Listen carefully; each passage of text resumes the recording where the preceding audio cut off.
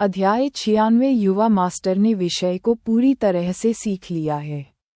इस विचार के साथ उन्हें लगा कि ली क्यूमी एक छोटी सी बात का पहाड़ बना रहे हैं और हस्तक्षेप कर रहे हैं।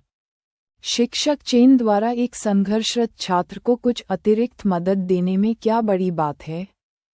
क्या आपने पहले भी छात्रों को व्यक्तिगत ट्यूशन के लिए अपने कार्यालय में नहीं बुलाया है? उद्धरण चिन्ह। ली क्यूमी का गला रुंध गया। उसका चेहरा गुस्से से विकृत हो गया और उसकी भावनाएं तीव्र हो गईं। यह वैसा ही कैसे हो सकता है? उद्धरण चिन्ह। अतीत में उसने जिन छात्रों को ट्यूशन के लिए बुलाया था, वे सभी पढ़ाई में अच्छे थे और वे बहुत अच्छे परिवारों से आते थे। वह शेन मियामियान जैसे किसी को पढ़ाने की जहमत क्यों उठाएगी? केवल कुछ और अंकों के लिए आधे दिन तक ट्यूशन करना उसे और अधिक निराश कर देगा। स्पष्ट रूप से कहें तो ली क्यूमी के दिमाग में अच्छे छात्रों को ध्यान से तैयार किया जाना चाहिए, जबकि शेन मियामियान जैसे किसी को सीधे छोड़ देना चाहिए। खराब पौधों की छटाई कर देनी चाहिए। ऐसा न हो कि वे बेहतर पौधों को प्रभावित करें। शिक्षक ली, अपने शब्दों पर ध्यान दें। प्रिंसिपल की अभिव्यक्ति कठोर हो गई। सभी शिक्षकों को टॉप छात्र पसंद होते हैं, लेकिन ऐसी बातें खुलकर नहीं कही जानी चाहिए। ली क्यूमी को एहसास हुआ कि उसने बिना बारी के बात की थी। हाल ही में ऐसा लगता था कि प्रिंसिपल उसके खिलाफ है, जबकि अतीत में वह हमेशा उसका पक्ष लेता था। ये देखकर अन्य शिक्षकों को भी राहत महसूस हुई। ये हमेशा ली क्यूमी ही थी जिसने अन्य शिक्षकों को आंसुओं से भर दिया। इस बार अंततः हार का स्वाद चखने की बारी उसकी थी। जितना अधिक वे शेन मियामियान को देखते थे, वह उतनी ही प्यारी होती जाती थी। ये छात्र ली क्यूमी को एक खूंटी से नीचे ले जाने के लिए स्वर्ग से आया एक उपहार मात्र था। ये देखकर कि ली क्यूमी अधिक आज्ञाकारी हो गई है, प्रिंसिपल ने सुखद व्यवहार के साथ शेन मियामियान से संपर्क किया और कहा, कड़ी मेहनत करो और अच्छे परिणाम प्राप्त करने का प्रयास करो। उद्धरण चिन्ह उद्धरण चिन्ह। चेन जी और शेन मियामियान ने एक दूसरे पर नजरें डालीं। उनके चेहरे पर आश्चर्य झलक रहा था और उन्होंने अविश्वास में पलकें झपकाईं। किसी को भी उम्मीद नहीं थी कि प्रिंसिपल उनका पक्ष लेंगे। उस दिन कार्यालय में प्रिंसिपल की निगाहें स्पष्ट नापसंदगी भरी थीं। तो फिर वह अचानक इतने दयालु और मिलनसार क्यों हो गए? क्या ये भाई हे नान से संबंधित हो सकता है? नहीं, यह सही नहीं है। हे नान के स्वभाव को देखते हुए उसने शायद प्रिंसिपल से कुछ नहीं कहा होगा। बहुत सोचने और फिर भी समझ न आने के बाद शेन मियामियान ने अब इस पर ध्यान न देने का फैसला किया और इसके बजाय अपना सारा ध्यान अपनी पढ़ाई पर केंद्रित कर दिया। शेन मियामियान ने कार्यालय में 1 घंटा बिताया और चेन जी को समझाने के लिए गणित की कुछ कठिन समस्याएं चुनी। चेन जी बहुत धैर्यवान थीं और हर एक को अपने लिए स्पष्ट कर रही थीं। ये वे समस्याएं थीं जिन पर पहले भी चर्चा हो चुकी है। अतीत में शेन मियामियान अब जितनी प्रतिभाशाली नहीं थी और वह उन्हें पूरी तरह से समझ नहीं पाई थी। डरपोक होने के कारण वह सवाल पूछने की हिम्मत नहीं करती थी और घर पर समीक्षा के लिए समय नहीं था। तो एक चीज ने दूसरी चीज को जन्म दिया और वह उन्हें पूरी तरह से भूल गई थी। अब चेन जी के स्पष्टीकरण और हाल ही में प्राप्त ज्ञान के साथ, यदि परीक्षा के प्रश्न बहुत कठिन नहीं होते, तो 60 अंक प्राप्त करना उसके लिए बिल्कुल भी कठिन नहीं होता। कक्षा में वापस शेन मियामियान ने अपनी पाठ्यपुस्तकें खोलीं और चेन जी द्वारा उसे समझाए गए पाठों को देखा और उन्हें गर्व के संकेत के साथ लू सियुआन को दिखाया। क्या आप जानते हैं कि ये कैसे करना है, या मुझे आपको सिखाना चाहिए? उद्धरण चिन्ह। आमतौर पर लू सियुआन ही उसे एक छोटे शिक्षक की तरह पढ़ाती थी, लेकिन इस बार वह अंततः पासा पलट सकती थी। लू सियुआन ने अपनी आंखें घुमाईं और फूंफकारने लगा। उसके नथुने लगभग छत की ओर चमक रहे थे। ये वे समस्याएं हैं जिनका सामना मैंने बहुत पहले किया था। क्या तुम चतुर नहीं हो? शेन मियामियान ने आंखें घुमाकर जवाब दिया, यह महसूस करते हुए कि पढ़ाई के लिए वास्तव में प्रतिभा की आवश्यकता होती है। अपने पिछले जीवन में उसने सीखने की बहुत कोशिश की थी, लेकिन वह कुछ अवधारणाओं को समझ नहीं पाई थी। उसने कभी सोचा भी नहीं था कि अब वह किसी के एक बार समझाने से ही उन्हें समझ सकेगी। बहन, झो सियू अपनी गणित की किताब के साथ उसके पास आया। उसके चेहरे पर चिंता के भाव थे। क्या शिक्षक चेन ने तुम्हें डांटा था जब उन्होंने तुम्हें कार्यालय में बुलाया था? उद्धरण चिन्ह, वह मुझे क्यों डांटेगा? शेन मियामियान ने मुस्कुराहट के साथ पूछा, जो बिल्कुल मुस्कुराहट नहीं थी। झो सियू को उसकी नज़र में थोड़ा दोषी महसूस हुआ। जब तक उसने तुम्हें नहीं डांटा, यह अच्छा है। मैं बस चिंतित था। जब शिक्षक चेन ने तुम्हें कार्यालय में बुलाया तो उसने तुम्हें डांटा नहीं, क्या उसने? निश्चित रूप से। वह तुम्हें गणित के प्रश्न नहीं समझा रहा होगा, है ना? उद्धरण चिन्ह, अध्याय 97 टेस्ट पेपर। क्या इसका आपसे कोई लेना देना है? शेन मियामियान ने पूछा। बहन, झो सियू सीधे शेन मियामियान के बगल में बैठकर अपने चुलबुले अंदाज में आ गई। लू सिमिंग लगभग फर्श पर गिर पड़ी और उसे असंतुष्ट दृष्टि से देखा। आखिरकार वह शेन मियामियान की चचेरी बहन थी। ये देखकर कि शेन मियामियान को गुस्सा नहीं आया, उसने उसे डांटने की अपनी इच्छा वापस ले ली। बहन, झो सियू ने शेन मियामियान की बाह को गले लगाते हुए फिर से प्यार से पुकारा। टीचर चेन ने तुम्हारे साथ क्या किया? मुझे इसके बारे में बताओ। क्या तुम बताओगे? अंकल, हम दोनों को पढ़ाने के लिए पैसे कमाना आसान नहीं है। अगर हम दोनों परीक्षा में अच्छा प्रदर्शन करते हैं तो हम उन्हें गौरवान्वित महसूस करेंगे। क्या आपको नहीं लगता? उद्धरण चिन्ह, शेन मियामियान के पूरे शरीर में रोंगटे खड़े हो गए। उसने जबरन अपना हाथ खींच लिया। शिक्षक चेन ने उन समस्याओं को हल कर दिया जिनका हम पहले ही अध्ययन कर चुके हैं। आपको बस शुरू से अंत तक गणित पाठ्यक्रम की समीक्षा करनी है। उद्धरण चिन्ह, बकवास। निस्संदेह वह जानती थी कि वे ऐसी समस्याएं थीं जिनका वे पहले ही अध्ययन कर चुके हैं।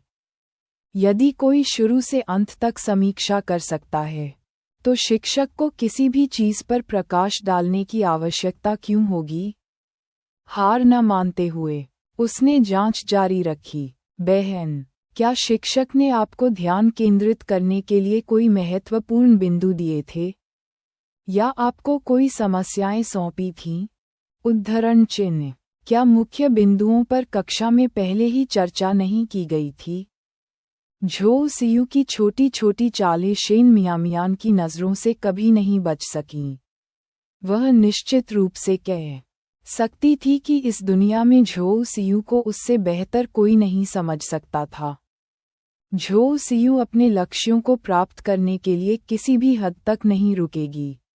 एक पल में वह बहस कर सकती है और अगले ही पल वह मुस्कुरा रही हो सकती है और उसकी प्रशंसा कर सकती है। हवा में ईख की तरह झुकना और लहराना, वह झो सियू है। यही कारण था कि पिछले जन्म में झो सियू अपने करियर में इतनी सफल थी। यदि झो सियू ने कुछ सराहनीय काम किया होता तो वह शायद झो लैनफेंग की देखभाल करना होता। पिछले जीवन में झो सियू ने वास्तव में झो लैनफेंग को अपनी मां की तरह माना था और उसके जीवन में सुधार होने के बाद वह लैनफेंग को अपने साथ रहने के लिए शहर ले आए।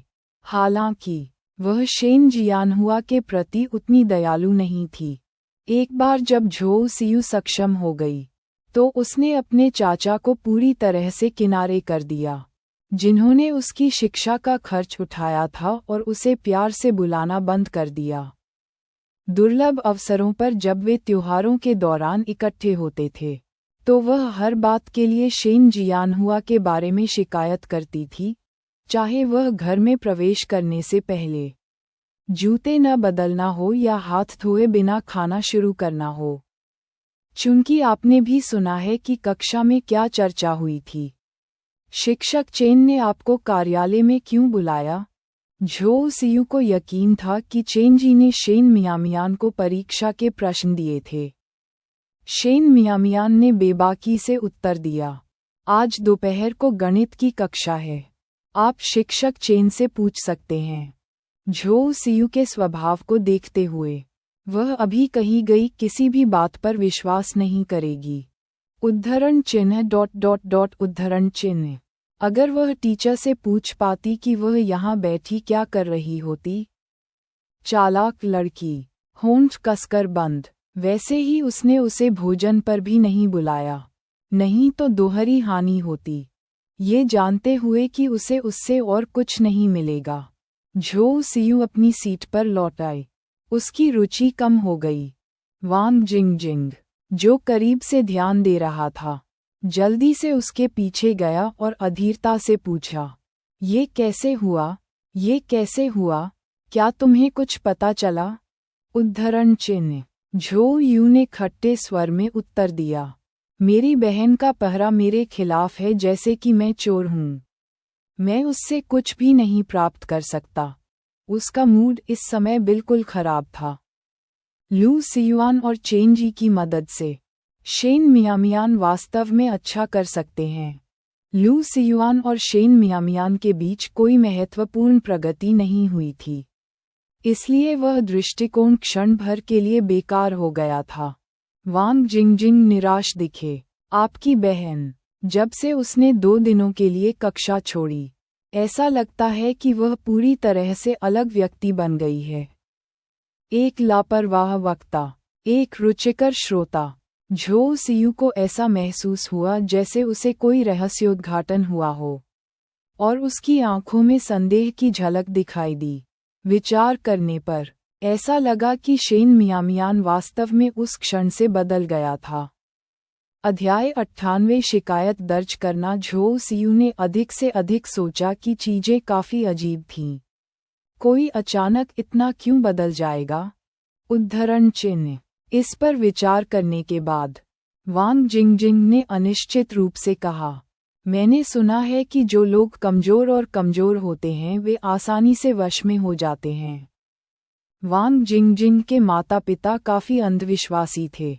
एक बार उसका छोटा भाई एक आवारा कुत्ते से डर गया और अचानक नींद से जागकर रोने लगा।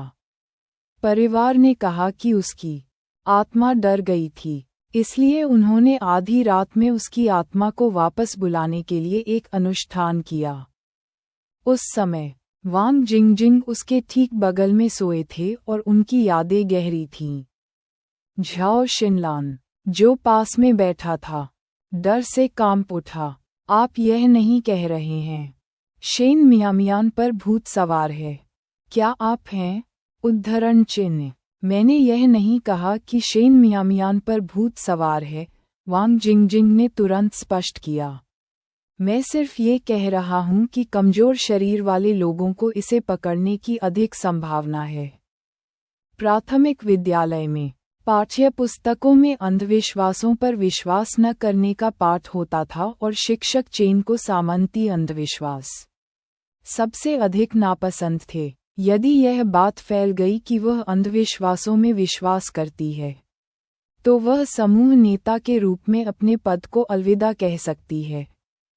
झो सियू के दिमाग में वाक्यांश जो कमजोर और कमजोर हैं, उन पर आसानी से कब्जा कर लिया जाता है, कौंधता रहा। शेन मियामियान हमेशा कुपोषण से पीड़ित थी, और वास्तव में उस दिन उसे बुरी तरह पीटा गया था। उसका शरीर बहुत ज्यादा कमजोर हो गया था।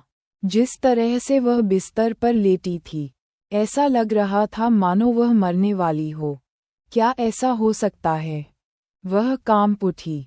उसकी त्वचा के रोंगटे खड़े हो गए, और उस रात उसे शेन मियामियान के साथ बिस्तर साझा करना पड़ा। परीक्षा में शेन मियामियान के उत्कृष्ट प्रदर्शन के बारे में चिंतित और भयभीत होने के कारण झो सियू का उत्साह पूरी दोपहर के लिए अच्छा नहीं था।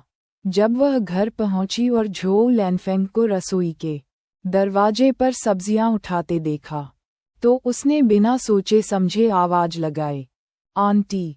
झो लैनफेंग ने देखा कि उसका मूड खराब था और उसने तुरंत सब्जी की पत्तियां नीचे रख दीं और चिंता से पूछा, क्या बात है? क्या स्कूल में किसी ने तुम्हें धमकाया था? उद्धरण चिन्ह। जैसे ही वह शिकायत करने वाली थी, झो सियू की नज़र रसोई के दरवाजे पर बारिश के जूतों की एक जोड़ी पर पड़ी। यह वह जोड़ी थी जिसे शेन जियानहुआ ने काम करते समय पहना था। चाचा वापस आ गए? उद्धरण चिन्ह। जैसे ही उसने बोला, शेन जियानहुआ रसोई से बाहर चला गया। केवल उसे देखकर उसने हैरान होकर पूछा, मियामियान तुम्हारे साथ वापस क्यों नहीं आए? उद्धरण चिन्ह। मेरी बहन। झो सियू झिझकी। क्या वह मनहूस लड़की फिर से गड़बड़ करने के लिए भाग गई? झो लैनफेंग ने अधीरता से पूछा। अंकल, कृपया उस पर गुस्सा मत होइए, झो सियू ने शेन मियामियान की सुरक्षा करते हुए कहा। मुझे बताओ। शेन जियानहुआ की अभिव्यक्ति गंभीर हो गई, यह महसूस करते हुए कि झो सियू जो कहने वाला था वह निश्चित रूप से अच्छी खबर नहीं थी। मेरी बहन। वह कक्षा में ध्यान नहीं दे रही थी और लड़कों के साथ बातें कर रही थी। शिक्षक ने उसे बात करने के लिए कार्यालय में बुलाया, झो सियू ने सावधानी से कहा। शेन जियानहुआ का चेहरा तुरंत काला पड़ गया। वह अच्छी लड़की नहीं है, झो लैनफेंग ने गुस्से से अपनी दाढ़ें काटते हुए शिकायत की। देखो, मैंने तुमसे कहा था कि वह स्कूल के लिए उपयुक्त नहीं है, लेकिन तुमने नहीं सुना। इससे कोई फर्क नहीं पड़ता कि तुम उस पर कितना पैसा खर्च करते हो। ये बर्बादी है। वह एक निराशाजनक कारण है। दरअसल, झो सियू अनिश्चित लग रही थी कि आगे बढ़ना है या नहीं, लेकिन आखिरकार जैसे उसने अपना मन बना लिया, उसने आगे कहा। कुछ समय पहले क्योंकि वह कक्षा में ध्यान नहीं दे रही थी, उसे सजा के तौर पर खड़ा कर दिया गया था। वह लड़ने के लिए लड़कों के टॉयलेट में भी गई थी और शिक्षक ली उसे बाहर निकालने के बारे में चिल्ला रहे थे। उन्होंने कहा कि जब सत्र के अंत में रिपोर्ट कार्ड प्राप्त करने का समय आता है तो माता पिता को आना चाहिए। इसे सुनो, बस सुनो। वह सड़कों पर उन छोटे ठगों से भी बदतर है। मैंने उसे अनुशासित किया और तुमने फिर भी उसका बचाव किया।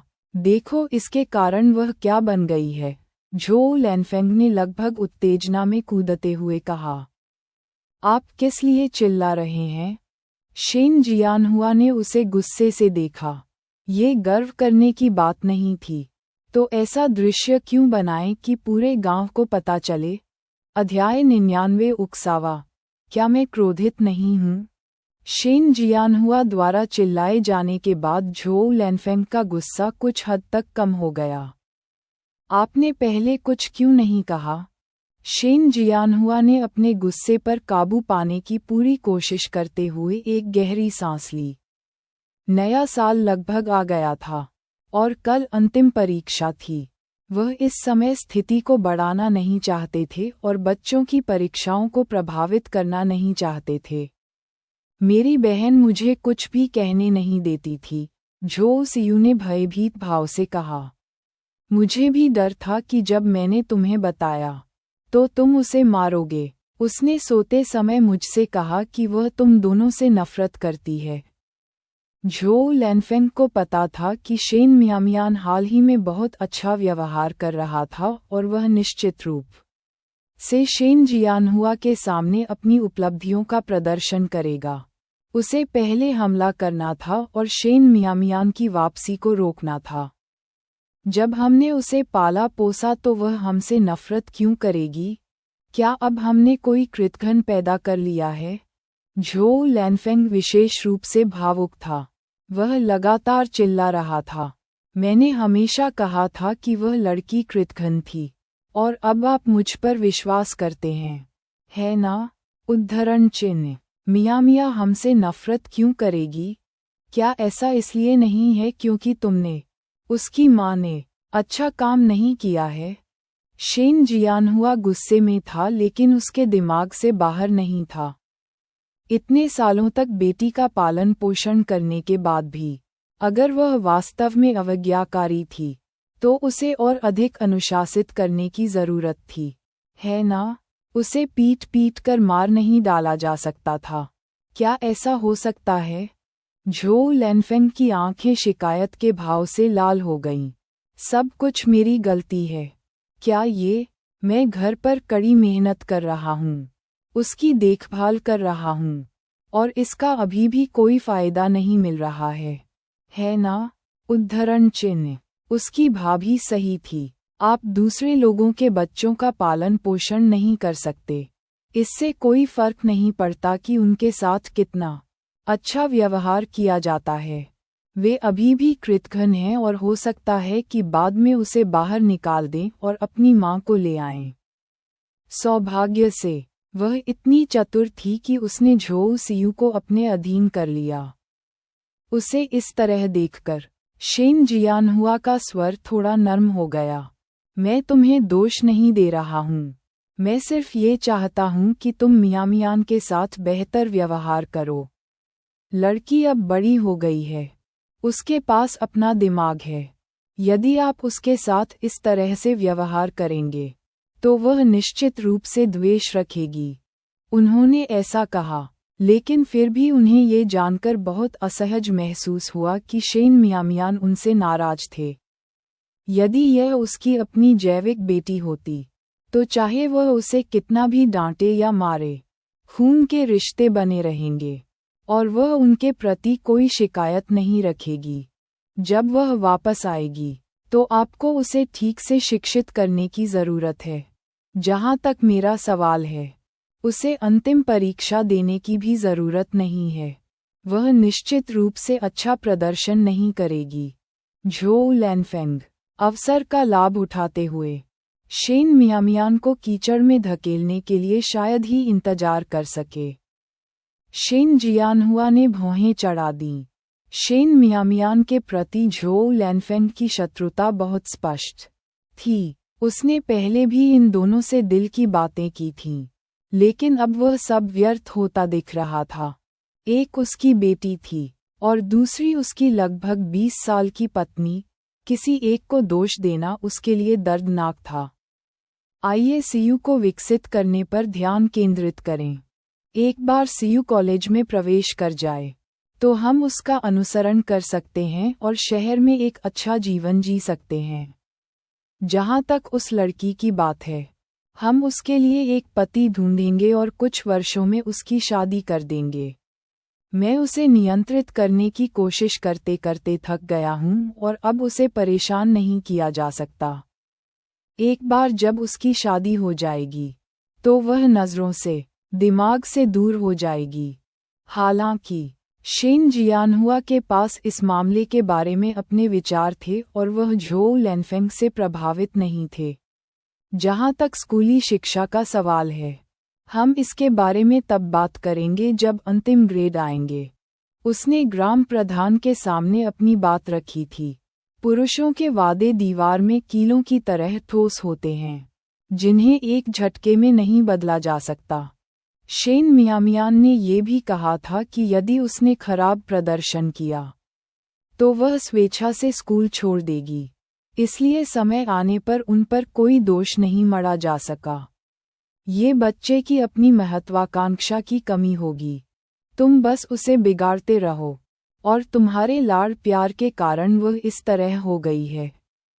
झो लैनफेंग खुश नहीं थी, लेकिन शेन जियानहुआ के संकल्प को देखकर उसने अंततः उपद्रव करना बंद कर दिया।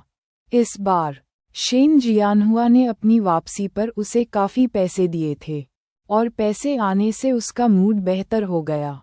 जहाँ तक उस लड़की के स्कूल छोड़ने की बात है, यह अपरिहार्य था। झो लानफेंग के लिए इस मुद्दे पर शेन जियानहुआ से विवाद करना उचित नहीं था। अध्याय 100 झूठ ये देखकर कि दोनों लगभग शांत हो गए थे, झो सियू ने बहन के स्नेह से भरे चेहरे के साथ बात की। ध्यान से कहा, अंकल, जब बहन बाद में वापस आएगी तो कृपया उसे डांटे नहीं। शिक्षक द्वारा डांटे जाने के बाद बहन पहले से ही बहुत बुरा महसूस कर रही है। सूंघते हुए उसकी आंखों में आंसू आ गए। मैंने आपको बताने की योजना नहीं बनाई थी, लेकिन मुझे डर है कि बहन अन्य लोगों से बुरी आदतें सीख लेगी। शेन जियानहुआ ने असहाय होकर आह भरी। आप एक समझदार और अच्छे बच्चे हैं। यदि मियामियान उतना ही समझदार होता और उसका अकादमिक प्रदर्शन सियू जितना अच्छा होता तो वह ऐसी दुविधा में नहीं होता। सौभाग्य से जिन 2 लड़कियों का वह पालन पोषण कर रहा था उनमें से एक आकर्षक थी। हाल ही में वह इस बात पर विचार कर रहे थे कि झो सियू को अपना उपनाम बदलना चाहिए या नहीं। अगर उसे इसे बदलना था तो इसे बाद में करने के बजाय जल्द ही करना होगा, क्योंकि एक बार जब वह विश्वविद्यालय में पहुंच गई तो झो परिवार निश्चित रूप से ऐसी उत्कृष्ट लड़की को उसके पास जाने देने के लिए तैयार नहीं होगा। लेकिन अगर झो सियू ने अपना उपनाम बदल लिया तो मियामियान निश्चित रूप से असहज महसूस करेगी और फिर वह वास्तव में उनसे नफरत करना शुरू कर सकती है। यह एक बेटी को पाने और दूसरी को खोने जैसा था। काश उसने झो सियू को अपना उपनाम बदल दिया होता जब वह पहली बार आई थी, जब मियामियान छोटी थी और उसने इसके बारे में ज्यादा नहीं सोचा होता। अफसोस, अंत में उन्हें लगा कि झो सियू पहले से ही यह समझने के लिए काफी बड़ी हो गई थी कि उसके जैविक माता पिता कौन थे। इसलिए उन्होंने सोचा कि उसका उपनाम बदलने का कोई मतलब नहीं होगा। जब शेन मियामियान घर लौटा तो झो लैनफेंग ने पहले ही खाना बना लिया था और शेन जियानहुआ मिश्रित अनाज पैनकेक हॉल की ओर ले जा रहा था। वह बिल्कुल भी आश्चर्यचकित नहीं थी। अपने पिछले जीवन में शेन जियानहुआ भी जल्दी वापस आ गया था। पापा, तुम अभी वापस क्यों आए? उद्धरण चिन्ह। दोनों बहनों को अलग थलग महसूस करने से रोकने के लिए शेन जियानहुआ ने शेन मियामियान को ये बताने की योजना नहीं बनाई कि झो सियू ने उस पर छींटाकशी की थी। मैं एक सहपाठी के साथ एक प्रश्न पर चर्चा कर रहा था, जहां तक नूडल्स खाने के लिए बाहर जाने की बात है। यह निश्चित रूप से कुछ ऐसा नहीं था जिसके बारे में शेन मियामियान शेन जियानहुआ को बता सके। इसलिए उसने उसे रोकने के लिए लापरवाही से एक बहाना ढूंढ लिया। उसने झूठ बोलना भी सीख लिया था। शेन जियानहुआ की आंखों में निराशा की एक झलक दिखी। अपना स्कूल बैग कमरे में रखो, अपने हाथ धो और खाना खाने आओ। ठीक है। शेन मियामियान को शेन जियानहुआ की अभिव्यक्ति के बारे में कुछ पता था, लेकिन चूंकि उसने आगे नहीं पूछा, इसलिए उसने और कुछ नहीं कहा। हर बार जब शेन जियानहुआ काम से वापस आता था, झो लैनफेंग परेशान हो जाता था और उसने अनुमान लगाया कि इस बार भी ऐसा ही होगा, लेकिन वह नहीं जानती थी कि वे दोनों इस बार उसके बारे में कैसे बातें गढ़ेंगे या शेन जियानहुआ कितना विश्वास करेगा। रात का खाना तैयार है। झो लैनफेंग ने शेन जियानहुआ के हाथ में चॉपस्टिक रख दी और उससे जल्दी से खाने का आग्रह किया। खाना शुरू करने के लिए शेन मियामियान का इंतजार न करना उसकी आदत बन गई थी। इसलिए उसने शेन मियामियान की प्रतिक्रिया का इंतजार नहीं किया। मियामियान अभी तक नहीं आया है। शेन जियानहुआ ने शेन मियामियान की प्रतीक्षा करने पर जोर देते हुए अपनी चॉपस्टिक नीचे रख दी। चूंकि घर की श्रम शक्ति ने खाना शुरू नहीं किया था, झो लैनफेंग और झो सियू को भी लगा कि इसे शुरू करना सही नहीं है, जिससे वह कुछ हद तक नाखुश हो गईं। खाना ठंडा हो रहा है। जैसे ही उसने बोलना समाप्त किया, शेन मियामियान अंदर चला गया। झो लैनफेंग ने ठिठुरते हुए तिरस्कारपूर्वक कहा, सबसे कम काम करते हुए, सबसे खराब ग्रेड के साथ, फिर भी आप सबसे ज्यादा खाते हैं। पूरा परिवार आपका इंतजार कर रहा है। बहन, आपकी चॉपस्टिक्स। झो सियू ने शेन मियामियान को चॉपस्टिक की एक जोड़ी सौंपी। शेन मियामियान को पहले से ही शेन जियानहुआ के सामने उसके आचरण की आदत थी और उसने उसकी परवाह नहीं की। चॉपस्टिक ले ली और खाना शुरू कर दिया। शहर में पहले से ही नूडल्स खाने के बाद अब उसे बहुत भूख नहीं थी। वह बस थोड़ा सा खाना चाहती थी और जल्दी सो जाना चाहती थी। कल एक परीक्षा थी और उसे जल्दी उठना था। मियां, एक क्षण रुकें। पिताजी के पास कुछ शब्द हैं जो वह आपसे कहना चाहते हैं। शेन मियामियान को अपना कटोरा और चॉपस्टिक नीचे रखते हुए देखकर शेन जियानहुआ अभी भी उसे बुलाने से खुद को रोक नहीं सका। पिताजी, यह क्या है? उसकी गंभीर अभिव्यक्ति देखकर वह जानती थी कि इससे कुछ भी अच्छा होने की संभावना नहीं है। मियामियान, आप अपनी सत्रांत परीक्षा में अच्छा प्रदर्शन करने को लेकर कितने आश्वस्त हैं? शेन जियानहुआ ने पूछा।